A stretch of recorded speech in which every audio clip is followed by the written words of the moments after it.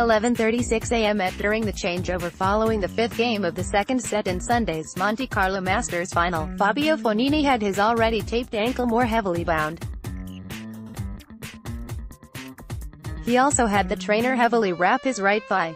It looked as if he might not be able to finish the championship match against Dusan Lajovic, let alone win it.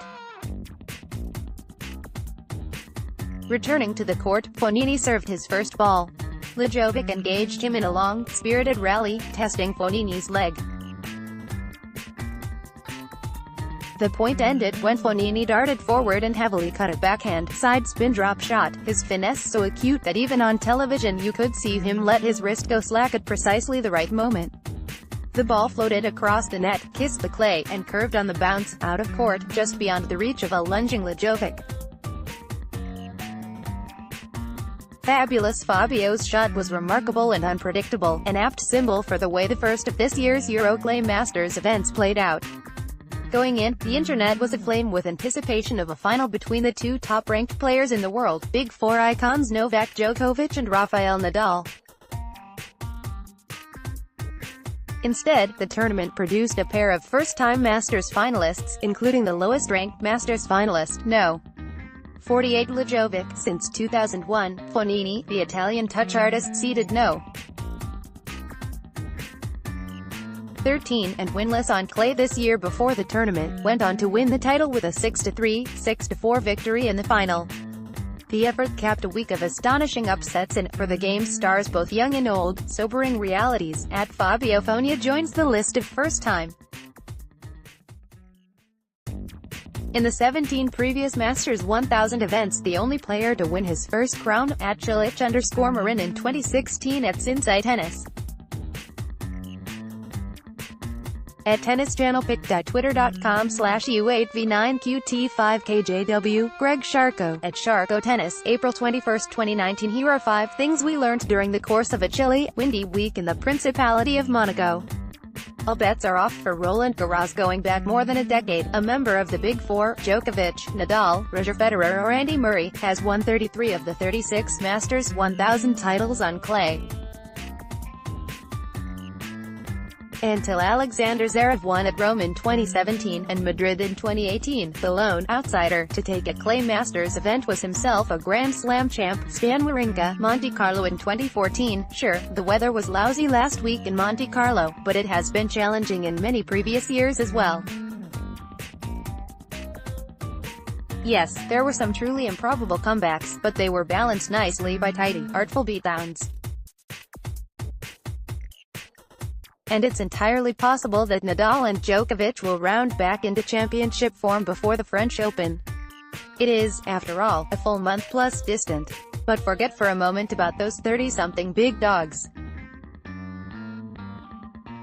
The chief challengers of the ATP's graying post-air boys were taught harsh lessons as well.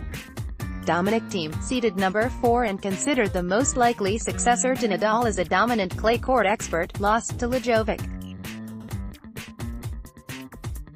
Number 3 seed Zverev, a two-time Masters champ on clay, was knocked off by Fognini. That the winners of those two matches went on to contest the final tells us those upsets weren't flukes. Monte Carlo hosted a comprehensive but not at all cockamamie breakdown of the ATP status quo. Maybe the old order can be restored in the coming weeks. Maybe not. Rafael Nadal returned from injury at Monte Carlo, but his dominance on clay was tested in a thorough semi-final loss to eventual champ Fabio Fognini. Clive Brunskill, Getty Images. Rafael Nadal is on the brink. The No. 2 ranked player has never been easily discouraged. Nadal has fought back, on almost too many occasions to count, from injuries that sometimes approached career-threatening status. Over time, the stops and starts have taken their toll, eating away at the spirit as well as the game of the salty, leather-tough competitor. Monte Carlo, where Nadal has won 11 titles and owned a 15-match win streak entering this year's tournament, seemed like the ideal place for the 32-year-old to reassert his superiority on clay. It would also be the ideal place to wipe out the bitter aftertaste of that woeful loss to Djokovic at the Australian Open, or the bitter, third-set tiebreaker loss against Nick Kyrgios in Acapulco. That was the last tournament Nadal played to completion before withdrawing from the tour for a month to rest his sore right knee.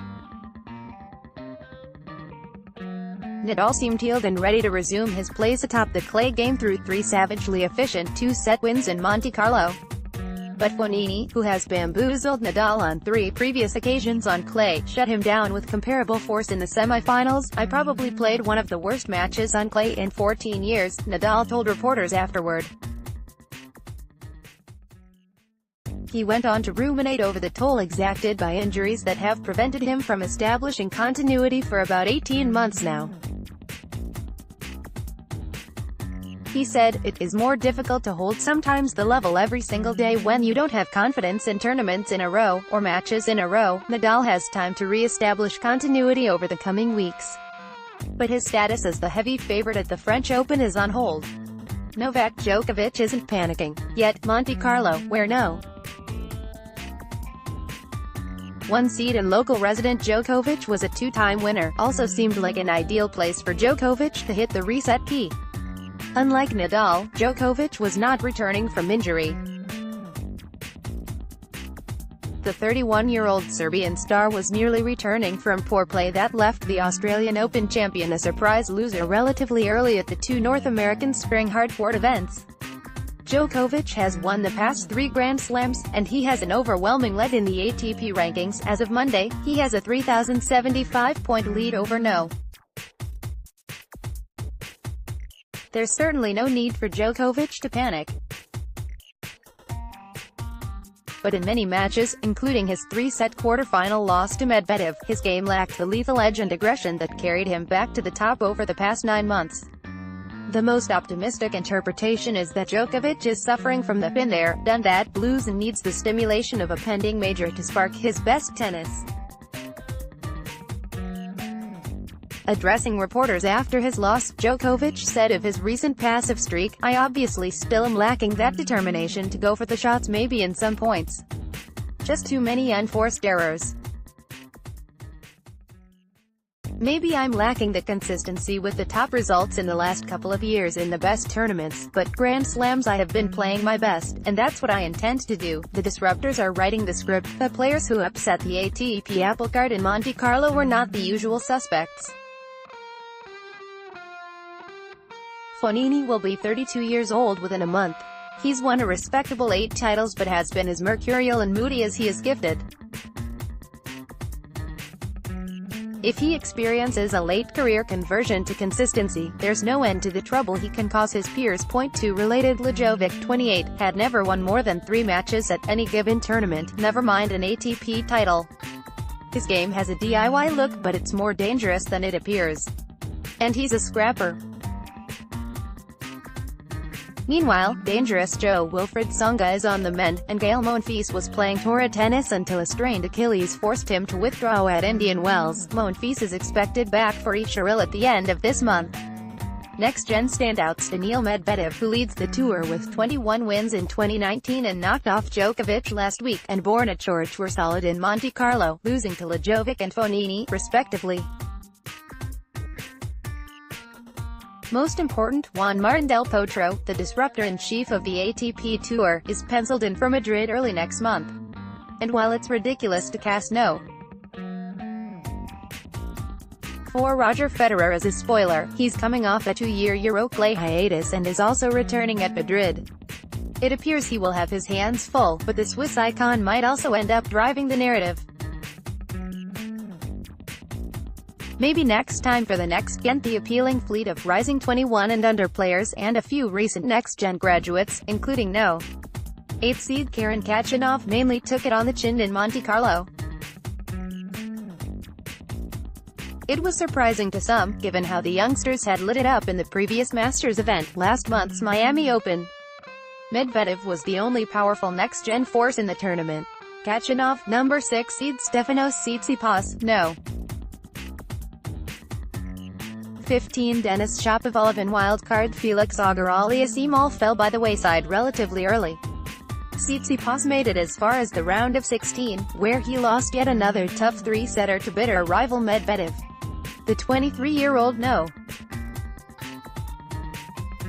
10 seed from Russia, a recent next-gen graduate, is now at 4-0 in their series, officially in the head of Tsitsipas. Kachanov, a Masters champ himself, Paris in 2018, is a woeful 7-8 on the year. It seems that no individual or cohort is immune to the volatility that is becoming the new ATP zeitgeist. Let's block ads. Why?